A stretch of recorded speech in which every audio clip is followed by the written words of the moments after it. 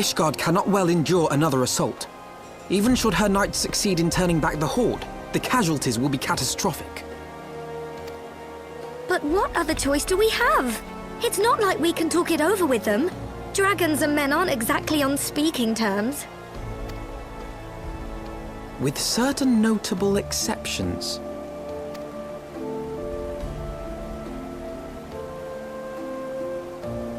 You don't mean Iceheart? When last you spoke with her, she lamented her crimes, did she not?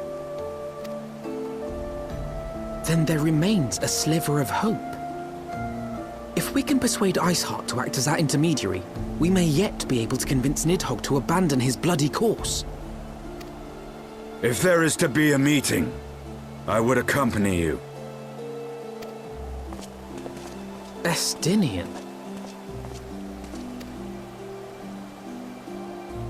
Even with your intermediary, Nidhogg's blood rage may render him deaf to reason. However, the mere attempt may afford our forces precious time to prepare. Of course, you might also consider a more direct approach to ending this conflict. With the power of the Eye at my disposal, and the vaunted strength of the Warrior of Light, we could conceivably slay the beast outright. If we are to risk a face-to-face meeting with the Dread Worm, I for one would feel safer in the company of the Azure Dragoon. However, I should only turn to your lance if my words failed to find their mark. Is that clear? Perfectly. I shall assume that Iceheart enjoys similar diplomatic protection until instructed otherwise. A word of advice. Think carefully before divulging the particulars of this plan to Sir Emeric. 'Twould not do to have the Lord Commander accused of consorting with heretics. Indeed. I thank you for your counsel, Estinian. We shall be honored to have you with us. I am glad to be of service.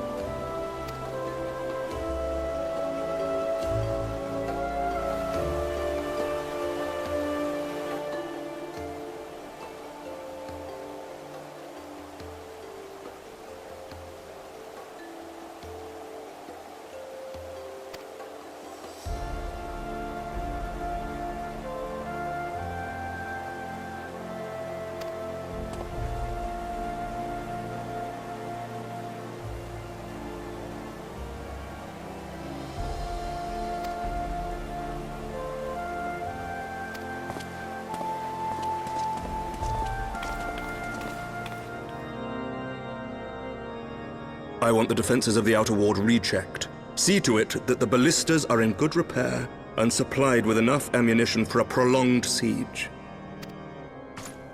At once, my lord.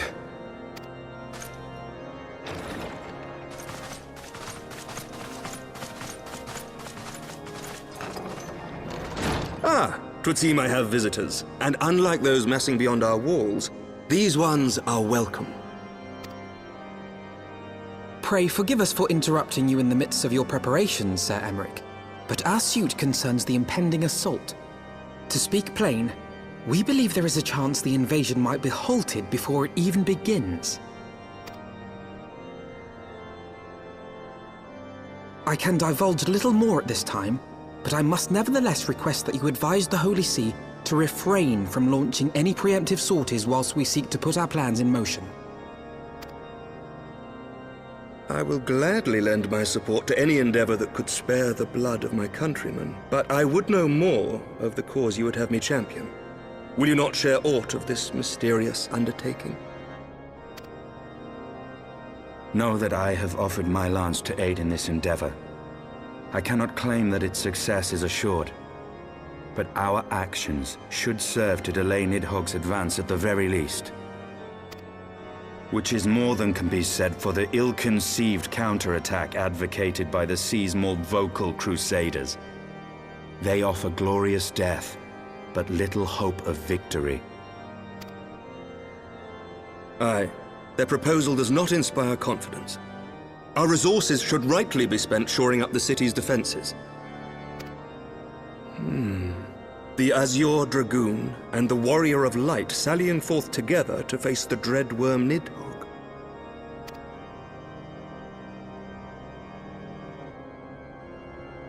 I must admit the mere thought of it does much to dispel my misgivings. Go then, carry out your plan. I shall do what I can for you within the Holy See.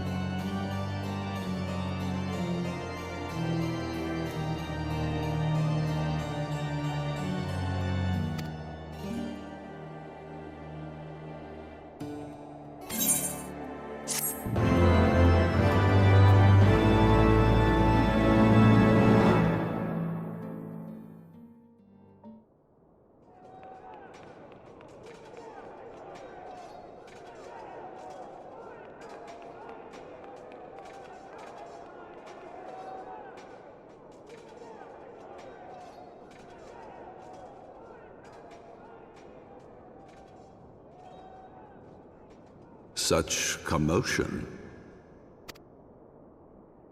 Yes, Your Eminence. The bells of the Observatorium warn of our enemy's approach. So, the dragons are coming. Let them come, in their hundreds and their thousands. With the divine blade in our hands, we shall rend their flesh and drown the heretics in their master's blood. Even Nidhogg and his foul brood shall be powerless to resist us. And when we have rid the world of their pestilence, we shall turn our attention to our Ascian allies. See that they are suitably rewarded for their invaluable assistance. If I may, Your Eminence, the Paragons wield powers strange and unknowable. Can we be certain that they will not see through our deception? We can be certain of naught save the righteousness of our cause. If you would be a true leader of men, you must possess conviction as well as caution.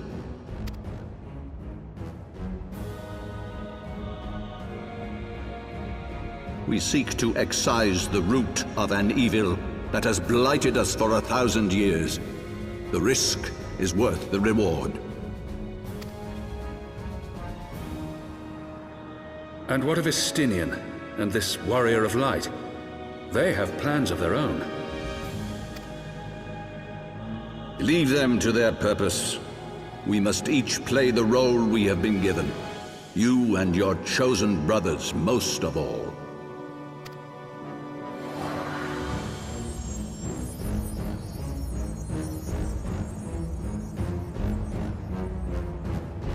For the glory of King Thordan.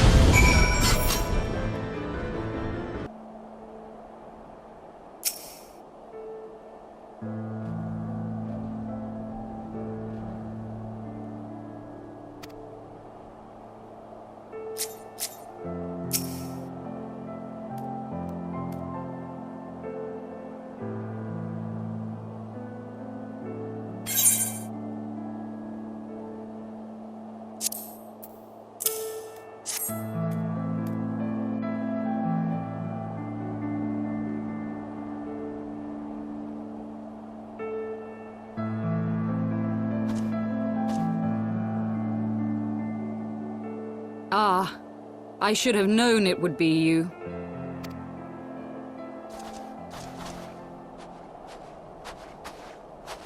Word reached me of a struggle with a small but well-armed band of trespassers. Forgive my comrades their hostility. Few come here uninvited, and fewer still with good intent.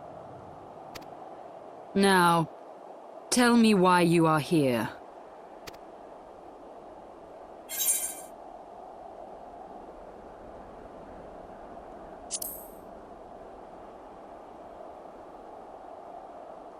So, you seek to stem the Dravanian tide with talk? A romantic notion. If you but knew the truth, the spark which lit the flames of this animosity, you would understand the futility of your quest. Shall I relate it to you? The sordid history my gift has shown me, that which the Holy See has taken such pains to suppress.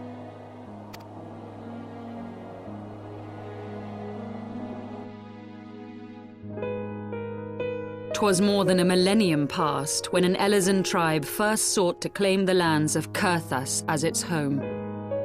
Unfortunately for them, Kurthas was already home to dragonkind, and they were not inclined to make way for the invaders.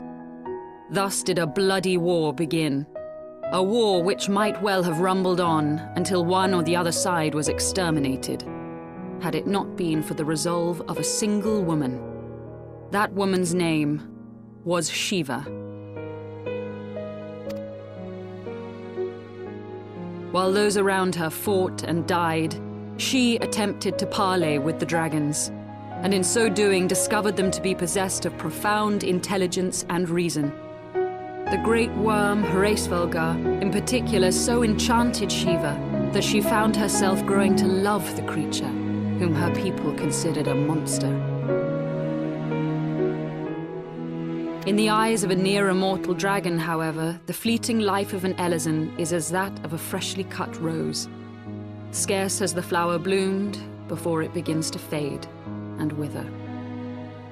Such melancholy musings plagued Hreysvelgar, who had found in Shiva an unexpected and beloved soulmate. He knew that all too soon, death would snatch her away from him. Unable to bear the thought of their separation, the maid bid the worm consume her, that their spirits might be entwined for eternity. Though loath to perform the deed, Hreysvelgar ultimately gave in to her plea, and soon thereafter the tale of their ill-fated love spread throughout the two warring factions. No more could they raise blade or claw against one another, knowing that the souls of their kin were so inextricably bound.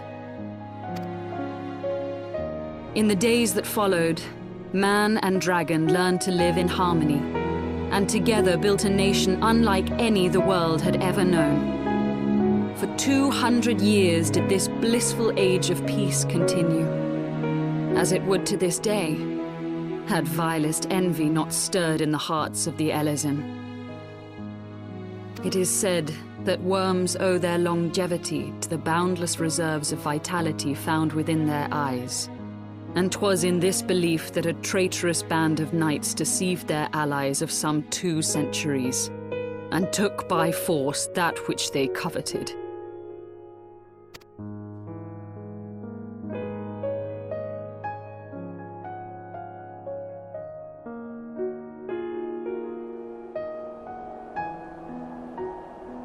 Nidhogg, he who now stands poised to unleash his wormlings upon Ishgard, was the great dragon who lost an eye to Elezen treachery.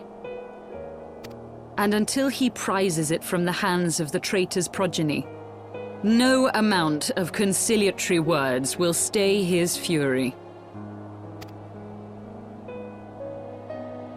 You are wrong, Lady Iceheart. Lest you misunderstand, I do not doubt your vision of the past.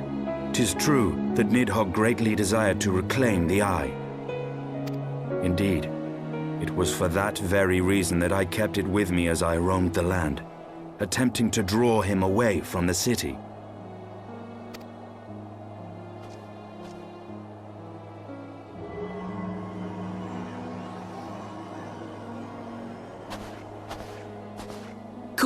gods! Until recently, Nidhogg seemed unable to resist its allure and pursued me relentlessly. Needless to say, that is no longer the case. Now, it would seem, he has fixed his attention on Ishgard itself, though he knows full well the eye does not reside there.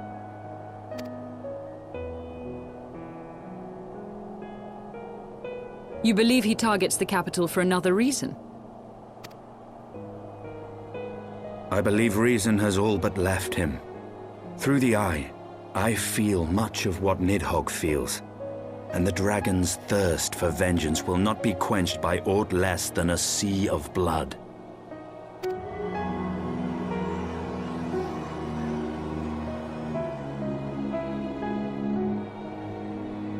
If Nidhogg is indeed lost to reason, might we not seek an audience with Hraesvelgr instead? He has thus far shown no inclination to aid in the invasion of Ishgard, and may yet welcome our efforts to broker a peace.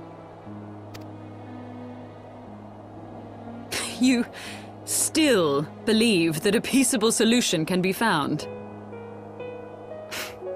Very well. I will take you to him.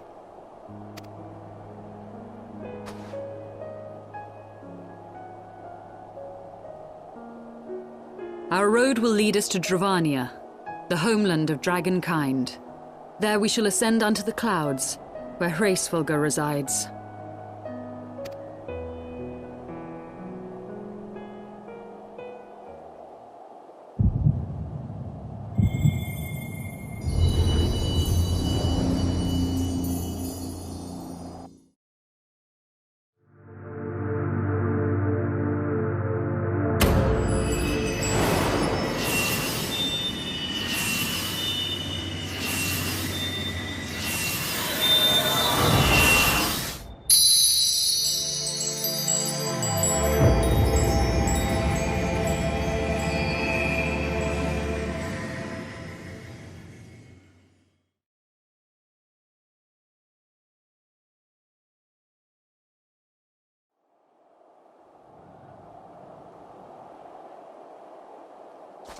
Is aught amiss, my friend?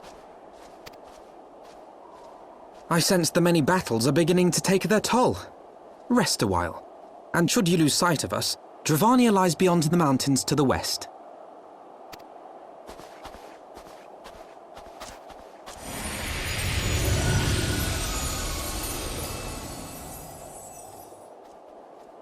Curious.